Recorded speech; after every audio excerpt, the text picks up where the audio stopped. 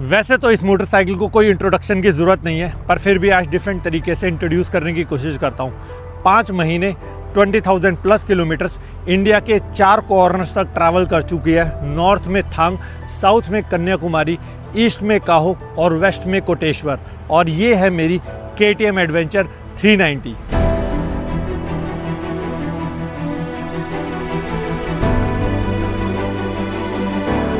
Welcome to border village Thang, last village of India, distance 3.5 kilometre.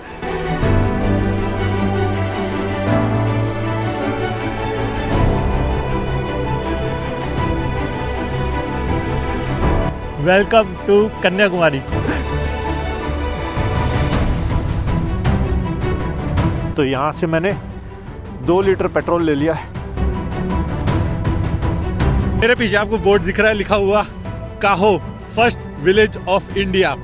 क्या perfect timing पे अभी मैं यहाँ पर पहुँचा हूँ। लगभग इस समय 4:30 बज चुका है और 4:30 बजे अंधेरा हो जाता है। ऑलरेडी अपनी लोकेशन से काफ़ी दूर हूँ, लेकिन रोड टू हेवन की स्टार्ट यहाँ से हो जाती है। चलते अब।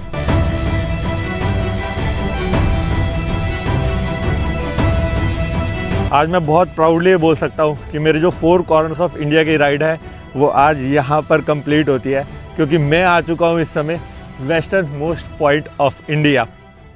आज के वीडियो में मैं आपको बताऊंगा कि इस मोटरसाइकिल का कैसा परफॉर्मेंस था जब मैं इसको लद्दाख में लेके गया। उसके बाद मैंने MP की एक्सट्रीम गर्मी में चलाया। उसके बाद मैंने इसको मानसून में महाराष्ट्र में चलाया। उसके बाद तमिलनाडु की ह्यूमिडिटी, केरला के फॉगी वेदर में और अरुणाचल के ठंडे वेदर में। उसके बाद दिल्ली की सर्दी गर्मी में। उसके बाद गुजरात तक मैं अपनी मोटरसाइकिल को लेके गया और 20,000 प्लस किलोमीटर्स का जो मेरा पर्सनल एक्सपीरियंस था इस मोटरसाइकिल के साथ, वो मैं आप लोगों के साथ आज की वीडियो में शेयर करने वाला हूँ। अभी तक आपने जितना भी मुझे ट्रैवल करते हुए देखा होगा ना, हमेशा देखा है मैं सोलो ट्रैवल करता हूं, चाहे वो एडवेंचरस राइड हो या टूरिंग हो।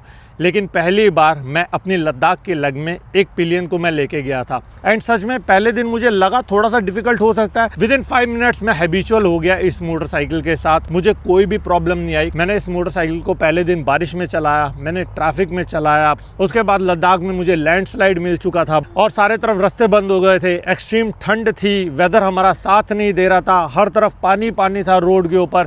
उस सिचुएशन में भी मुझे मेरी मोटरसाइकिल को हैंडल करने में कोई भी प्रॉब्लम नहीं आया था। इसका सीट हाइट है खाली 825 mm। इससे पहले जो मैं ओल्ड KTM एडवेंचर 390 चला रहा हूँ उसका सीट हाइट था 855 mm। लगभग 30 mm इस मोटरसाइकिल का सीट हाइट कम है, जिसकी वजह से मेरे दोनों पैर बहुत ईजिली ग्राउंडेड थे और कभी भी मुझे ऐसा नहीं लगा कि मेरी मोटरसाइकिल मेरे आउट ऑफ कंट्रोल जा रही है और हम लोग स्लिप हो सकते हैं या गिर सकते हैं।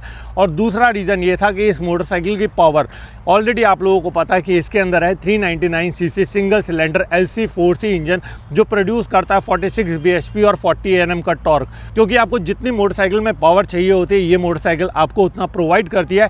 साथ में कभी कभी अपहिल में हम जब बाइक चढ़ाते हैं तो इस मोटरसाइकिल में 40 Nm का टॉर्क है, जो मुझे लगता है मोर देन एनफ था उस सिचुएशन में अगर मैं किसी पिलियन को भी लेके जा रहा हूँ। तो ये आंसर उन लोगों के लिए था जो लोग मुझे पूछ रहे थे कि अंकित भाई, एज अ पिलियन अगर हम किसी को लद्दाख लेके जाते हैं तो क्या ये मोटरसाइकिल कंफर्टेबली हम ले जा सकते हैं? तो हाँ, मैं आपको बिल्कुल बोल सकता हूं कि आप भी इस मोटरसाइकिल को बहुत इजीली चला सकते हो विद पिलियन। सो लद्दाख की एक्सट्रीम विंटर्स में राइड करने के बाद ना अब बारी थी MP की एक्सट्रीम समर्स में इस मोटरसाइकिल को टेस्ट करने की। और मैं इस मोटरसाइकिल को क्रूज करता था 100-120 की स्पीड पे। और सबसे ज़्यादा आप लोगों के क्वेश्चंस जो आते थे ना कि क्या अंकित भाई मोटरसाइकिल में वाइब्रेशंस हैं या नहीं है, तो ये बात मैं पहले भी कई बार बता चुका हूँ। जब आप ये नई नई मोटरसाइकिल शोरूम से बाहर लेके निकलते हो ना, जब आपकी मोटरसाइकिल की पहली सर्विस नहीं हुई होती तो आपकी मोटरसाइकिल में आपको बहुत ज़्यादा वाइब्रेशंस देखने को मिलती है, जो कि एक बहुत नेचुरल और नॉर्मल चीज़ है। लेकिन ये लॉन्ग टर्म आपको एडजस्ट नहीं करना पड़ता। ये एडजस्टमेंट आपको तब तक करनी होती है जब तक आप अपनी मोटरसाइकिल की फर्स्ट, सेकंड या थर्ड सर्विस कंप्लीट नहीं करवा लेते। सो इस मोटरसाइकिल में ना सबसे ज़्यादा मुझे वाइब्रेशंस की प्रॉब्लम आती थी 5000 RPM पे। लगभग मैं 100-120 की स्पीड पे क्रूज कर रहा होता था और जो प्रॉब्लम है ना वाइब्रेशंस को लेकर, वो मैं अभी बोलूँगा 80% 80% तक रिड्यूस हो चुकी है। और उसका सबसे बड़ा मेन रीज़न ये था कि मैं इस मोटरसाइकिल में यूज़ कर रहा था Castrol Power One Ultimate engine oil, जो आता है API SP एडवांस टेक्नोलॉजी के साथ। आई नो थोड़ी सी टेक्निकल टर्म है, आप में से बहुत सारे लोग इसको नहीं समझेंगे, तो प्रैक्टिकल वे में आपको बताने की कोशिश करता हूँ। मैं पिछले 1 साल से अपनी ओल्ड जन KTM एडवेंचर 390 और न्यू जन KTM एडवेंचर 390 में Castrol Power One Ultimate engine oil ही यूज़ कर रहा हूँ। आपने मेरी जो प्रीवियस राइड देखी थी, जिसमें मैं कैलाश मानसरोवर की राइड गया था अपनी ओल्ड जन KTM एडवेंचर 390 पे, जहाँ पर मैं इसको हाई माउंटेन पासिस पे लेके गया था, जहाँ पर मैंने 45 डिग्रीज की एक्सट्रीम गर्मी में राइड किया था। मुझे कोल्ड स्टार्ट में कोई प्रॉब्लम नहीं आई थी, जहाँ पर मुझे हीटिंग इशू मोटरसाइकिल में नहीं आया था। और उस राइड को सक्सेसफुली कंप्लीट करने के बाद ही ना मेरे अंदर कॉन्फिडेंस आ गया था कि अपनी न्यू जन KTM एडवेंचर 390 में भी मैं Castrol Power One Ultimate engine oil ही डलवाऊंगा। और 20,000 प्लस किलोमीटर मैं इस मोटरसाइकिल को ट्रैवल करने के बाद बता सकता हूं कि मेरी मोटरसाइकिल का परफॉर्मेंस भी बहुत ज़्यादा एनहेंस हो गया है।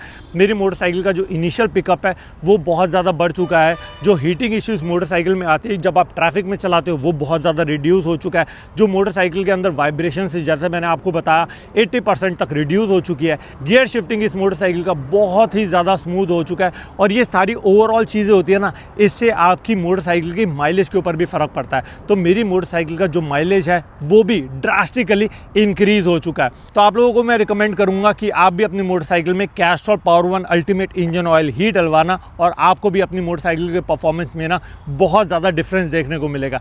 अक्रॉस इंडिया राइड इतनी ईजी थोड़ी है, क्योंकि इंडिया का जो वेदर है ना, हर जगह पर डिफरेंट देखने को मिलता है। लद्दाख की एक्सट्रीम ठंड झेल ली, MP की एक्सट्रीम गर्मी झेल ली, अब बारी थी महाराष्ट्र के मानसून को झेलने की, जो मुझे पूरा कन्याकुमारी तक देखने को मिला।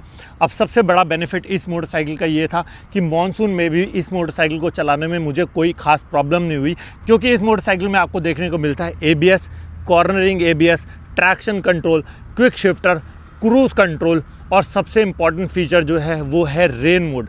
रेन मोड यूज़ करने के बाद आप बारिश में, मानसून के टाइम पे भी इस मोटरसाइकिल को बहुत इजीली हैंडल कर सकते हो, क्योंकि इस मोटरसाइकिल में KTM ने बहुत ज़्यादा रॉ पावर दी हुई है। अगर तो आप एक्सपीरियंस बाइकर हो तब तो आप बारिश या मानसून में बहुत इजीली इस मोटरसाइकिल को चला सकते हो, कोई भी प्रॉब्लम नहीं आने वाली। लेकिन अगर आप एक बिगिनर और सडनली आपको एक मानसून में, एक्सट्रीम बारिश में आपको इस मोटरसाइकिल को चलाना है, तो आप इसका रेन मोड यूज़ कर सकते हो। महाराष्ट्र के मानसून में इस मोटरसाइकिल को राइड करने के बाद अब बारी थी केरला के फॉगी वेदर में राइड करने की, जहां पर रात को बारिश के टाइम में इस मोटरसाइकिल को चला रहा था और मेरा कॉन्फिडेंस ऑल टाइम हाई था। उसके बाद तमिलनाडु और कन्याकुमारी की ह्यूमिडिटी भी इस मोटरसाइकिल ने झेली, पर सबसे ज़्यादा बड़ा चैलेंज मेरे लिए आया था जब मैं कन्याकुमारी से वेस्ट बंगाल गया था। लगभग डिस्टेंस था 2500 किलोमीटर, जो मुझे 2.5 दिन में कवर करना था, और इस मोटरसाइकिल ने विदाउट एनी फटीग मेरे को 2500 किलोमीटर करने में हेल्प करी, वो भी खाली 2.5 दिन में। सो अगर आपको 2500 किलोमीटर कवर करना है वो भी 2.5 दिन में, तो आपको पता है कि आपकी मोटरसाइकिल की स्पीड क्या होने वाली है। और मेरी मोटरसाइकिल की कई बार हाईवे पे स्पीड होती थी 120, 130, इनफैक्ट 140 तक भी मैं इस मोटरसाइकिल को चलाई है, सिर्फ टेस्ट करने की कि मोटरसाइकिल का परफॉर्मेंस कैसा है, क्या मोटरसाइकिल स्टेबल है।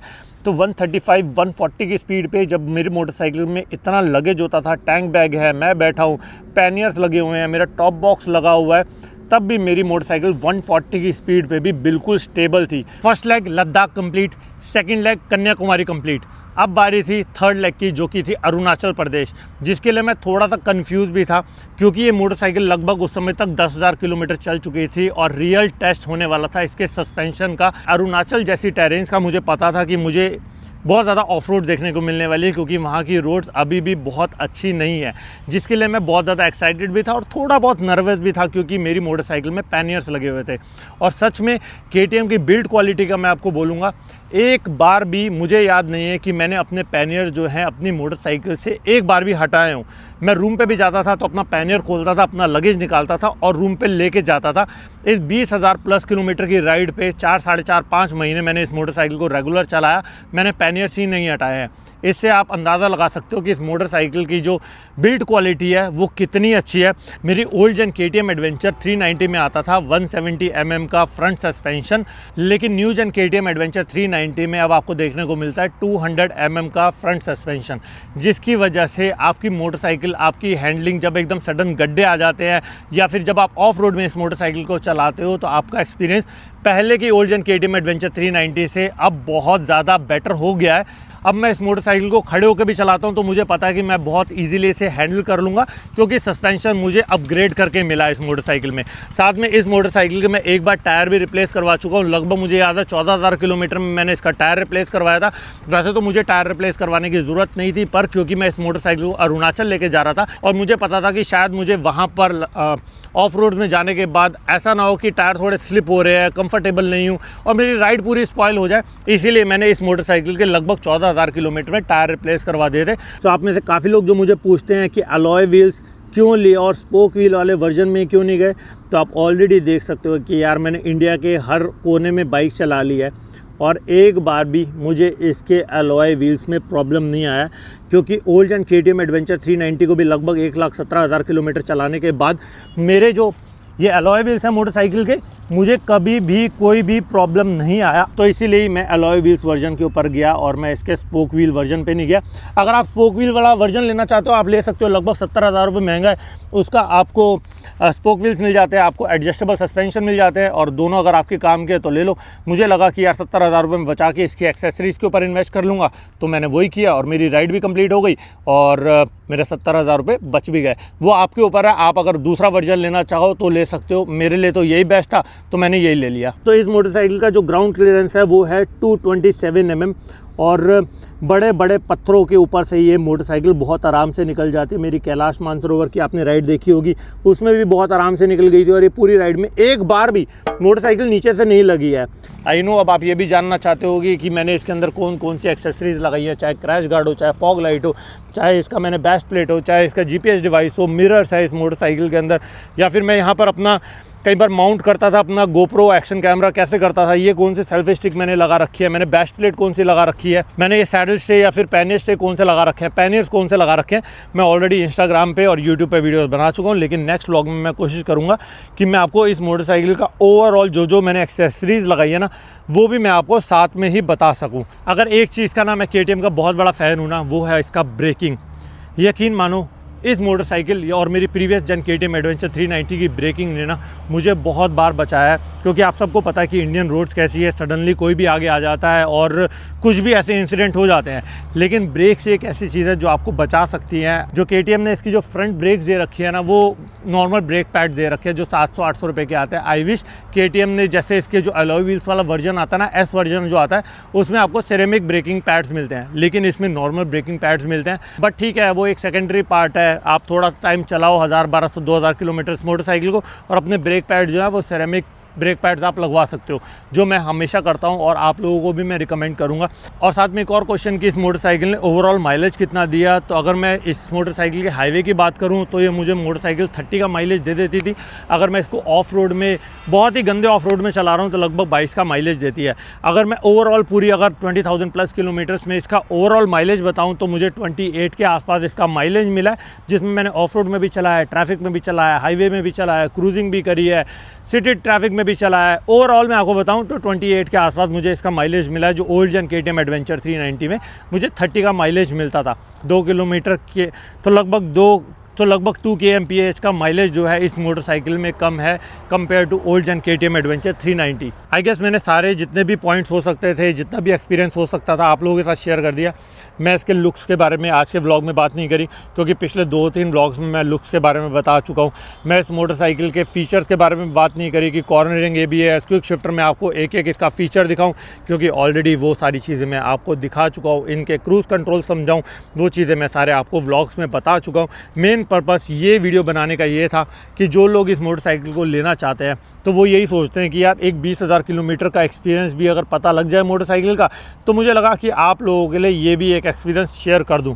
साथ में एक और नेगेटिव अभी जस्ट मुझे याद आ गया, यहाँ पर आई डोंट नो आपको दिखेगा नहीं दिखेगा, ये आपको दिख रहा पूरा वाइट एरिया, यहाँ पर आपको दिख रहा थोड़ा सा ब्लैकिश, थोड़ा सा गंदा एरिया है। और ये तो अभी बहुत साफ़ है, क्योंकि अभी मैंने बाइक साफ़ करवा दी है। जब आप इसको लॉन्ग टूरिंग पे लेके निकलते हो ना, या शॉर्ट टूरिंग भी हो, शॉर्ट का तो मुझे पता नहीं, लेकिन लॉन्ग पे ही मैं जब इस मोटरसाइकिल को चलाता हूँ ना, तो एक टाइम के बाद ना ये सारा एरिया ना काला काला हो जाता है, और इसको साफ़ करने पे ये साफ़ नहीं होता। इसका पता नहीं साबुन आता है या फिर स्प्रे आता है, कैसे सर्विस सेंटर वाले या फिर बाहर लोकल मैकेनिक्स को बोलता हूँ भाई घिस के इसको साफ़ करो, तो ये साफ़ हो जाता है, लेकिन इसके लिए मेहनत बहुत करनी पड़ती है। लेकिन इसके साथ मैं आपको बता दूँ, जो इसकी बिल्ड क्वालिटी है, नो डाउट स्टार्टिंग में मुझे लगा था कि ये प्लास्टिक मटेरियल है, पता नहीं क्या बिल्ड क्वालिटी होगी, लेकिन नो डाउट इसकी बिल्ड क्वालिटी जो है वो एक्चुअली KTM ने बहुत ही ज़्यादा अच्छी करी है।